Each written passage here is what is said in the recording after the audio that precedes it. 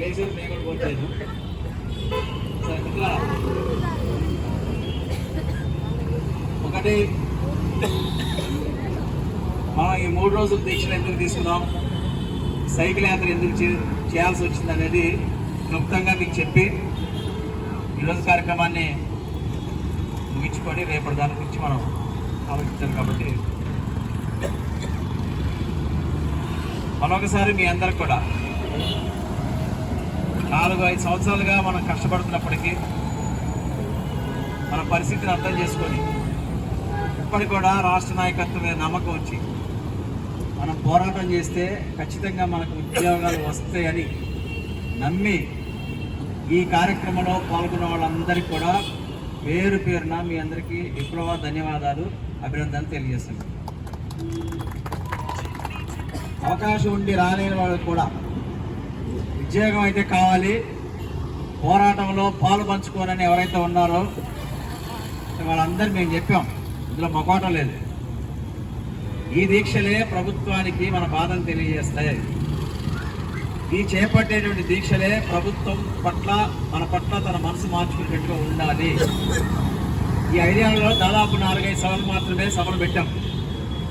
అందులో దగ్గరున్న వాళ్ళు, కృష్ణా జిల్లాకు సంబంధించిన వాళ్ళు, మన వెస్ట్ గోదావరికి సంబంధించిన వాళ్ళు, ప్రకాశం జిల్లా, నెల్లూరు, ఈ 5 జిల్లాలు, కర్నూలు, ఈ 5 జిల్లాలు ఏ కార్యక్రమం తీసుకున్నా రాష్ట్ర కమిటీకి అనుబంధంగా వచ్చి ఆ కార్యక్రమాన్ని విజయవంతం చేయడంలో వాళ్ళు పాల్పంచుకున్నారు. అయితే రాష్ట్ర కమిటీగా మేము అనుకున్నది, జగన్మోహన్ రెడ్డి ప్రభుత్వం అన్యాయం చేసింది, రొండపాలు చేసింది, దానికి శిక్ష అనుభవించేశాడు, ఫలితం అనుభవిస్తూ ఉన్నాడు. మనలాంటి ఉద్యోగుల పొట్టగొట్టి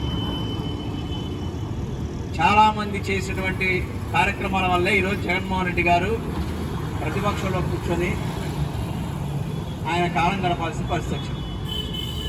ఇదే నేపథ్యంలో ప్రస్తుత గవర్నమెంట్ కూడా మనమేమి వార్నింగ్లు ఇవ్వట్లా. ఈ సేవా వ్యవస్థకు సంబంధించి ఇప్పటికి కూడా నారా చంద్రబాబు నాయుడు గారి ఐటీ విప్లవం గురించి చెబుతూ ఏ మంత్రి మాట్లాడినా, ఏ ఎమ్మెల్యే మాట్లాడినా, ఏ ఎంపీ మాట్లాడినా ప్రతి సభలో కూడా 2003 గురించి, అంటే 1996లోనే ఆయన 2000 విజన్ 2020 అని చెప్పి టెక్నాలజీ పరంగా దార్శనికత్వంగా ఆయన ఆలోచన చేశాడు. అందులో భాగంగానే ఆయన తీసుకొచ్చింది ఈ సేవా వ్యవస్థ అని చెప్పి ప్రతి మంత్రి, ప్రతి ఎమ్మెల్యే వాళ్ళ జరుగుతున్నటువంటి సమావేశాల్లో ముఖ్యమంత్రి గారు వేదిక మీద ఉండగా, ఈ మధ్యకాలం మీరు సోషల్ మీడియాని, న్యూస్ని ఫాలో అయ్యే వాళ్ళు ఎవరైనా ఉంటే ప్రతి ఎంపీ, గుంటూరుకు సంబంధించినటువంటి ఎంపీ, అలాగే శ్రీకాకుళానికి సంబంధించినటువంటి ఎంపీ, ఎమ్మెల్యేలు చాలామంది కూడా చంద్రబాబు నాయుడు గారు ఐటీ విప్లవాన్ని తీసుకొచ్చాడు అని ఘనంగా చెప్తున్నారు. మంచిదే, సంతోషం. చంద్రబాబు నాయుడు గారు తీసుకొచ్చినటువంటి దార్శనికతను కూడా మేము ఒప్పుకుంటున్నాం.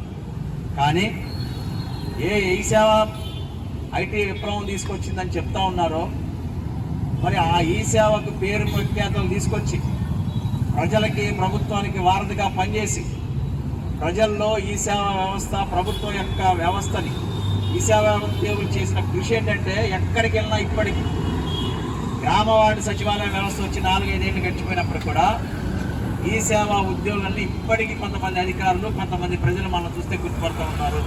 చిన్న ఉదాహరణ చెప్తా. నేను సైకిల్ యాత్ర చేసుకుంటూ శ్రీకాళహస్తి వస్తే అక్కడ ఉన్నటువంటి ఒక సాధారణ మన ఎంప్లాయ్ విఐపి దర్శనంలో నన్ను దర్శనానికి తీసుకెళ్ళిపోతున్నారు. అర్థం చేసుకోండి.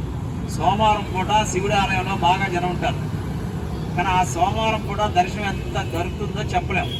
కానీ ఉదయం వాళ్ళు ఫోన్ చేశారు, సార్ ఏంటో తిరుమల నుంచి మీ యాత్ర ప్రారంభమైంది, అనుకోకుండా సోమవారం పూట కాళహస్తిలో ఉన్నారు, శివునికి సంబంధించినటువంటి ఆధారం దొరుకుతుంది, ఒకసారి దర్శనం చేసుకుని మీ యాత్ర ప్రారంభించాలంటే ఉద్యోగుల అభిప్రాయాన్ని, మనోభావాలను గౌరవించాల్సిన బాధ్యత రాష్ట్ర సెక్రటరీగా నా మీద ఉంటుంది. కాబట్టి కొంచెం ఆలస్యం చేసినప్పుడు కూడా ఉద్యోగుల దర్శనానికి వెళ్తే ఎమ్మెల్యే ప్రోటోకాల్లో అర్చకుల యొక్క ఆశీర్వాదాలతో నాకు దర్శనం అనిపిస్తున్నారా. ఇదంతా మన ఈ సేవా ఉద్యోగుల కృషి వల్ల జరిగిందని అనుకుంటాను. ఈ సేవా ఉద్యోగులకి నాయకత్వం వహించబట్టి, ఈ సేవా ఉద్యోగులకి రాష్ట్ర స్థాయిలో నేను పేరుండబట్టి ఆ పేరుతో మన ఈసేవా ఉద్యోగులకు ఉన్నటువంటి పరిచయాలతో ఈరోజు ఒక దేవుని దర్శనం ఎమ్మెల్యే ప్రోటోకాల్లో జరిగిందంటే మన ఈసేవా ఉద్యోగుల కృషి ఎంత చేసామో ఇదే ఉదాహరణ. అందుకే ఈ ప్రభుత్వం చెప్తాను, బహుశా ఈ దీక్షలు మీకు వ్యతిరేకంగానో మిమ్మల్ని విమర్శించాలనో చంద్రబాబు నాయుడు గారు ప్రభుత్వాన్ని విమర్శించాలనే ఉద్దేశంతో చేసింది కాదు. గత ప్రభుత్వం చేసినటువంటి దుర్మార్గమైనటువంటి చర్య, మీ దార్శనికత, మీ విప్లవాన్ని కనపడకూడదని చెప్పి 2010లో కిరణ్ కుమార్ రెడ్డి గారు తీసుకొచ్చినటువంటి ప్రైవేటు వీసా ఫ్రాంచైజీలు అయితే రన్ చేస్తూ ఉన్నారు. కానీ 2003లో ప్రభుత్వం యొక్క ఆస్తితో, ప్రభుత్వం యొక్క డబ్బులతో గవర్నమెంట్ మున్సిపాలిటీ ప్లేసుల్లో నిర్మించినటువంటి అర్బన్ ఈ సేవా కేంద్రాలను మాత్రం చంద్రబాబు నాయుడు గారు ప్రారంభించిన ఉద్దేశంతోనే జగన్మోహన్ రెడ్డి క్లియర్గా క్లోజ్ చేశాడు. ఆ ప్రభుత్వం యొక్క విధానమే చంద్రబాబు నాయుడు గారి పాలసీని పక్కన పెట్టాలని, అది ఆ ప్రభుత్వ పాలసీకి అనుభవిస్తాం.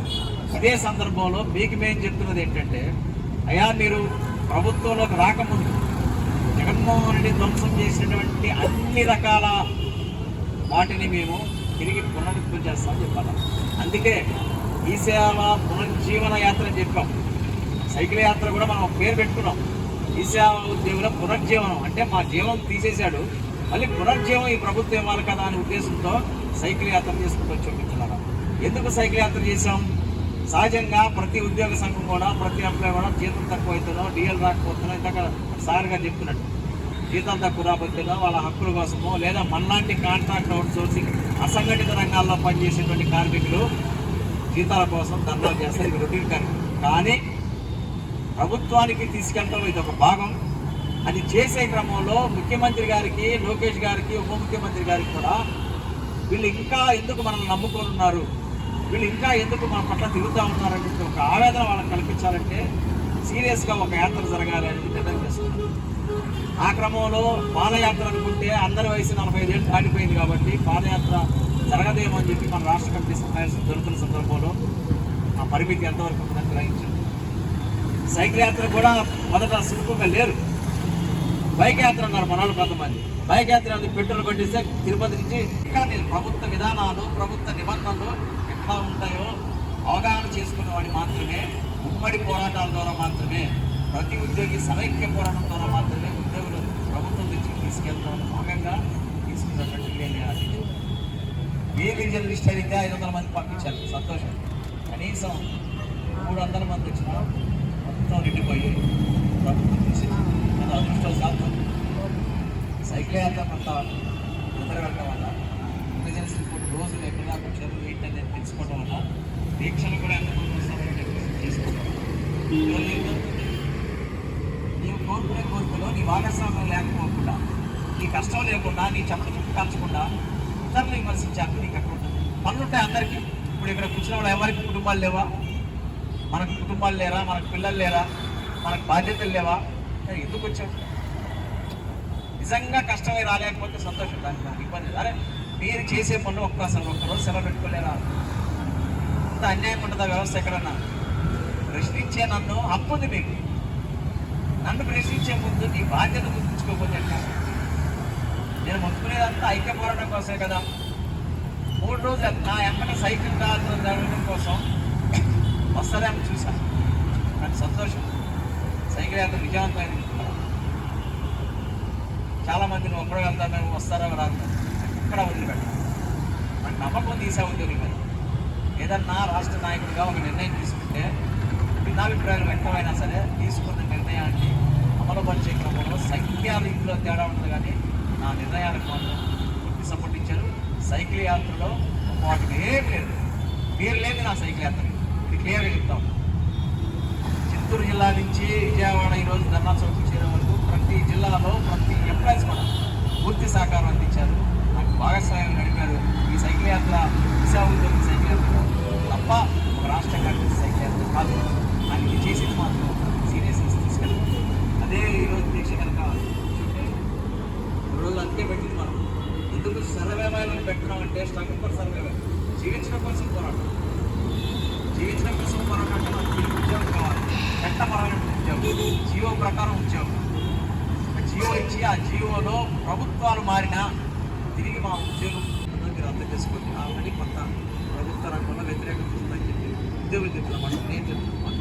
అయితే నాకైతే నమ్మకం ముందు లోకేష్ గారి మీద చంద్రబాబు గారు. ఎందుకంటే మీరు పెట్టినటువంటి మీ బిడ్డల్ని మీరే కాపాడుకోకపోతే జగన్మోహన్ రెడ్డి బిడ్డలు కావాలి కాబట్టి రోడ్డు మీద పడేసింది. కానీ ఈ సేవ సింబల్ మీది, ఐటీ టెక్నాలజీ మీది, మీరు తీసుకోకపోతే మీరు సంపూర్ణమైనటువంటి పరిపాలన చేసినట్టు ఇది క్లియర్గా చెప్పండి. ఈ 5 సంవత్సరాలు పరిపాలన చేసినా, మరొక 5 సంవత్సరాలు మీరు గెలిచినా ప్రజల నిర్ణయం మీద ఆధారపడుతుంది. కానీ ఈ రోడ్ల మీద ఉన్నటువంటి 607 మంది ఉద్యోగులకి ఈ ప్రభుత్వం కనుక న్యాయం చేయకపోతే ఇంత పోరాటం చేసిన తర్వాత ఇంతకు మించి ఏం చేస్తాం చెప్పండి? ఇంటి ముందుకు వచ్చి కూర్చోప్పుడు అధికారులకు పిల్లలు లేరా? అధికారి చూస్తూ ఉన్నాడు, 600 మంది అధికారి పెద్ద ఏదో ప్రభుత్వాన్ని బడ్జెట్ మిగిల్చినట్టు చెప్తూ ఉంటారు. ఒకసారి ఆ లిస్ట్ చూసుకుంటే 40 కోట్ల రూపాయల్లో 20 కోట్ల రూపాయల ఏడాదికి కాంట్రాక్టరు ఇంటి పుణ్యానికి. అందులో వాని ఇన్ఫ్రాస్ట్రక్చర్ లేదు, వాని బిల్డింగ్ కాదు, వాని టీవీ కాదు, వాని కంప్యూటర్ కాదు, వాని కుర్చీ కాదు, కేవలం సర్వీస్ ప్రొవైడర్గా వచ్చినందుకు మన శ్రమని, మన రక్తాన్ని